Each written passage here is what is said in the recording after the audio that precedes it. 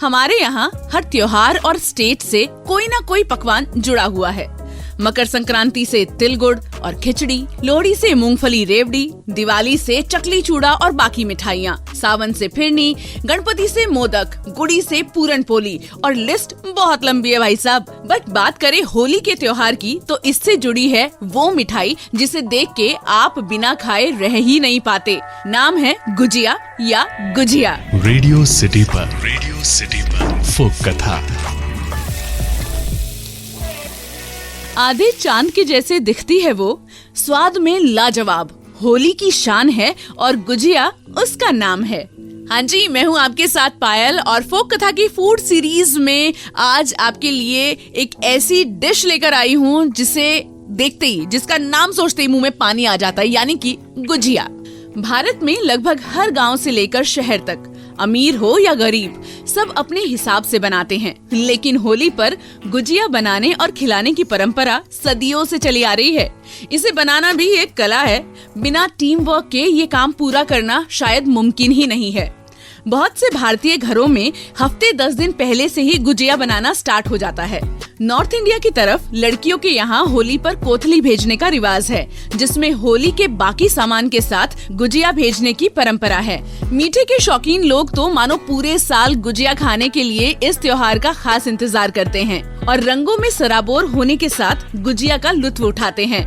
खोए और मैदे से बनी ये खास मिठाई वास्तव में जब प्लेट में सर्व की जाती है तो मुंह में पानी आ जाता है। इसका स्वाद लेने से कोई भी खुद को रोक नहीं पाता। आखिर हर घर की गुजिया का स्वाद भी तो एक दूसरे से थोड़ा अलग होता है। गुजिया बेसिकली एक स्वादिष्ट मीठी डम्पलिंग है, जिसे भारत में होली और दिवाली जैसे त्योहारों के दौरान आमतौर पर तैयार किया जाता है। महाराष्ट्र में इसे करंजी, गुजरात में घुघरा और राजस्थान और उत्तर भारत में गुजिया या गुजिया के नाम से जाना जाता है। और इसकी फिलिंग रीजन के अनुसार थोड़ी सी डिफरेंट होती है। बिहार में इसे पेड़किया, तमिलनाडु में सोमस, तेलंगाना में गरिजालू, आंध्र प्रदेश में कज्जियालू, कर्नाटका में कर्जिकाई या करिगडुबू के नाम से जाना जाता है। ये मिठाई एक कुरकुरी फ्लेकी बाहरी परत से बनी होती है जो मैदा से तैयार की जाती है और इसमें खोआ यानी कि मावा, सूखे नारियल, सूखे मेवे, इलायची पाउडर और चीनी की मीठी भराई होती है। जबकि गुजिया को आकार देने के लिए ट्रेडिशनली एक विशेष मोल्ड का यूज किया जाता है। इसे बिना मोल्ड के भी आसानी से आप आकार दे सकते हैं। गुजिया खाते समय आप में से न जाने कितने लोगों के मन में ये कभी ख्याल तो जरूर आया होगा कि ये जो इतनी डिलीशियस मिठाई है आखिर पहली बार कहाँ बनी होगी। आखिर इसकी रेसिपी सबसे पहले किसके जहन में आई होगी, किसने इस मिठाई का नाम गुजिया रखा होगा और कब ये होली की विशेषता बन गई होगी। गुजिया की शुरुआत काफी ज्यादा पुरानी है। ये एक मध्यकालीन व्यंजन है जो मुगल काल से पनपा और फिर त्योहारों की स्पेशल मिठाई बन गया। इसका सबसे पहला जिक्र 13वीं शताब्दी में एक ऐसे पकवान के रूप में सामने आता है जिसे गुड़ और आटे से तैयार किया गया था। ऐसा माना जाता है कि पहली बार आटे के पतले खोल में गुड़ और शहद को भरकर धूप में सुखाकर बनाया गया था और ये प्राचीन काल की एक स्वादिष्ट मिठाई थी एंड कैलोरी कम करने का शानदार तरीका भी। लेकिन जब आधुनिक गुजिया की बात आती है तब मानते हैं कि इसे 17वीं सदी में पहली बार बनाया गया था। अब बात गुजिया के नाम की आती है। भाई इसका नाम गुजिया किसने रखा ये तो पता नहीं, लेकिन हाँ इसे बहुत सारे लोग 2 नामों से जानते हैं, गुजिया और गुजिया। ज और झ का अंतर है क्योंकि ये दोनों ही मिठाइयाँ अलग तरह से बनाई जाती है। वैसे तो दोनों ही मैदे के अंदर खोए और सूजी एंड ड्राई फ्रूट्स की फिलिंग करके बनाई जाती है, लेकिन इन दोनों का स्वाद थोड़ा सा अलग होता है। दरअसल जब गुजिया की बात करते हैं तब इसे मैदे के अंदर खोया भरकर बनाया जाता है, लेकिन जब गुजिया के बारे में हम बात करते हैं तो इसमें मैदे की कोटिंग के ऊपर चीनी की चाशनी भी डाली जाती है। दोनों ही मिठाइयाँ अपने अपने स्वाद के हिसाब से पसंद की जाती हैं, लेकिन कुछ और जगह पर इसे अलग ढंग से भी बनाया जाता है। कहीं इस पर चाशनी की परत चढ़ाई जाती है तो कुछ जगहों पर गुजिया में ऊपर से रबड़ी डालकर भी खाया जाता है।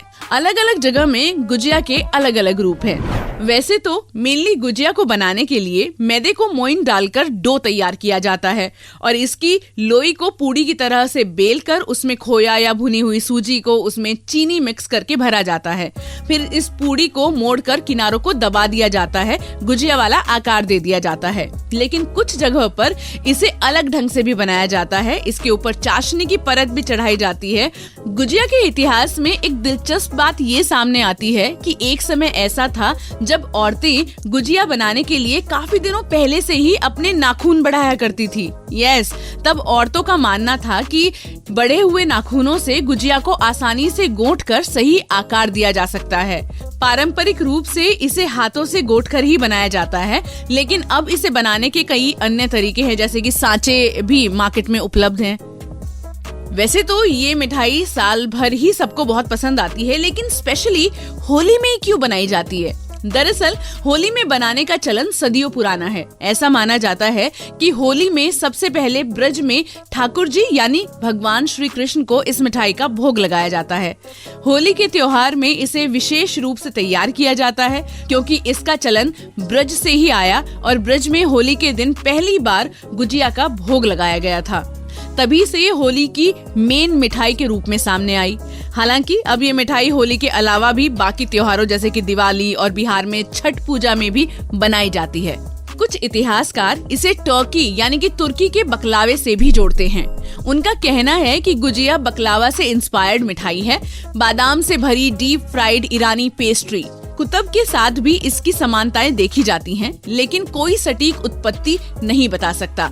लेकिन हाँ, इस डिश के बनने का श्रेय राजाओं के शाही रसोइयों या खानसामाओं को दिया जाना चाहिए, जिनके एक्सपेरिमेंट्स के चलते गुजिया का वर्तमान रूप हमें मिला। गुजिया का उल्लेख बुंदेलखंडी राजाओं के खाद्य इतिहास में मिलता है और इसे बुंदेलखंडी क्लासिक मिठाई माना जाता है। अब बात करते हैं बकलावा और गुजिया में अंतर की।